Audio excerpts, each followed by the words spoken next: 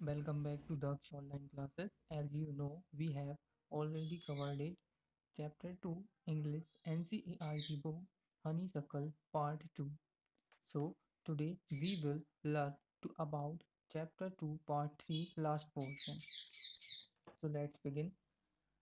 जैसा कि अभी हमने यहाँ समझा था, अपनी प्रीवियस वीडियो में समझा था, जो पार्ट 2 था उसमें यह बताया था कि जो डॉग है वो बेयर का यहाँ सर्वेंट बन जाता है। बट जब उसे पता चलता है कि उससे भी ज़्यादा स्ट्रॉन्गेस्ट तो लॉयन है, तो वह यहाँ लॉयन से 8 वाले पैरा पर पूछता है and of the dog went to ask the lion to be his master.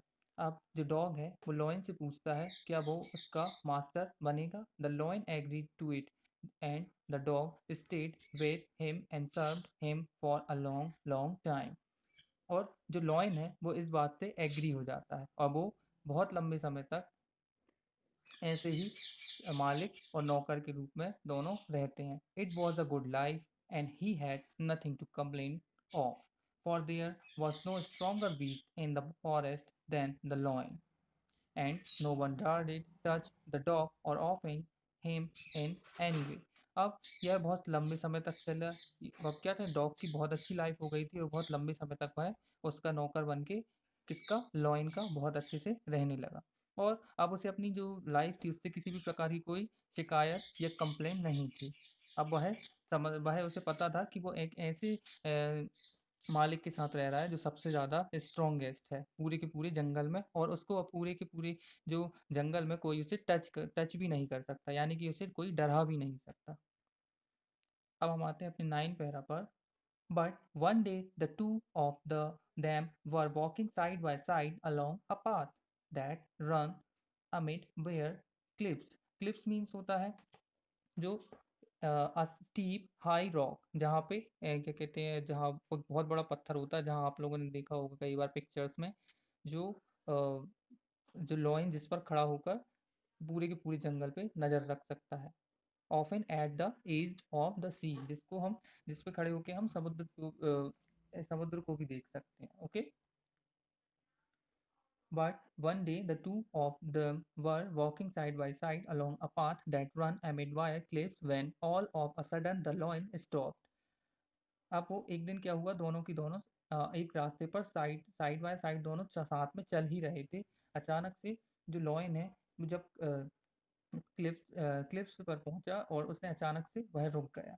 और फिर उसके बाद क्या हुआ, he gave a great roar and struck the ground angrily with his paw with such force that a hole formed there।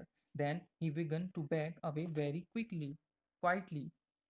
अब जो जो lion था उसने एकदम के दहाड़ा, उसने जो एकदम से उसकी गरजने की आवाज निकाली और अपने जो पैरों के नाखून थे उसे गुस्से से नीचे उसे जमीन पर रगड़ा, जिससे कि वहां स्क्रैचेस आ गए थे और वह पीछे की ओर धीरे धीरे बढ़ने लगा। अब जो डॉग है वह उससे क्या पूछता है, what is it master, is anything wrong, asked the dog surprised. अब जो डॉग था वो बड़ा सरप्राइज था और वह पूछ रहा था किससे, लॉयन से, क्या कुछ हो गया है, क्या कुछ गलत हुआ है जो आप ऐसे डर कर पीछे जाने लगे हैं। अब जो लॉयन है वो यहाँ बोलता है, I smell a man coming this way, the lion said. अब जो लॉयन है वो क्या कहता है, मुझे यहाँ एक आदमी की उसे स्मेल आ रही है जो कि यहाँ इसी तरफ बढ़ रहा है। We had better run for it और we will be in trouble. अब जो लॉयन है वो कहता है हमारे लिए यही अच्छा होगा कि हम यहाँ से भाग जाएं, नहीं तो हम किसी बड़ी ट्रबल मीन्स मुसीबत, किसी बड़ी मुसीबत में यहाँ फंस सकते हैं। ओह well then I will go say goodbye to you, Loin. I want a master who is stronger than anyone on earth। अब जो डॉग है वो यहाँ फिर से वही बात कर देता है, जैसा कि हम शुरू से सुनते आ रहे थे कि वो लॉइन से भी यही बात बोलता है कि मुझे एक ऐसा मास्टर चाहिए जो पूरी धरती पर, पूरी अर्थ पर सबसे ज़्यादा स्ट्रॉन्गेस्ट हो। तो वह उसे लॉयन को भी गुड बाय करता है और आगे की ओर बढ़ जाता है। एंड अब यहाँ 10 वाले पैराग्राफ पर आते हैं हम।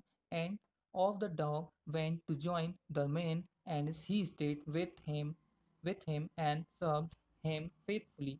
और अब जो डॉग है अब वो किसके साथ रहने लगा था, एक आदमी के साथ रहने लगा था, और उसकी जो नौकरी है बड़ी फेथफुली मीन्स ईमानदारी और बड़ी निष्ठा के साथ उसकी नौकरी करने लगा। This happened long long ago but to this day the dog is man's most loyal servant and knows no other master.